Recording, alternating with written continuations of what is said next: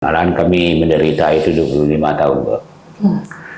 Jadi dari 42 tahun perjalanan dan Jombang, kami awali menderita 25 tahun.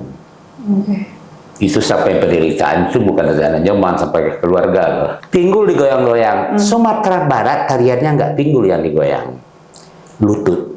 Kecuali Jawa. Kan Sumatera Barat lutut.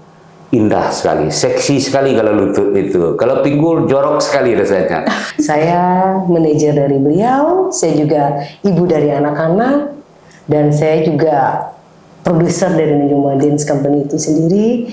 Dan teamwork saya luar biasa, inilah yang membuat Nanjung hingga seperti saat ini gitu.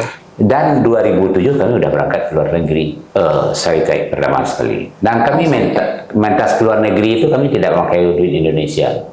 Jadi kami diundang dan dibayar. Jadi tidak sama dengan grup-grup lain yang dikirim oleh daerah dan membawa duit negara. Dan yang membuat saya senang dan bahagia itu adalah di setiap karya-karya Uda, saya selalu hadir dan selalu ada. Mungkin bagi dia, saya adalah salah satu sumber inspirasi beliau, makanya saya terus menari hingga saat ini. Nanti tanggal 20 Januari itu ada konferensi pers tentang apa nih, ada apa kerjaan Jombang 2025 itu. Ya, jangan dulu lah.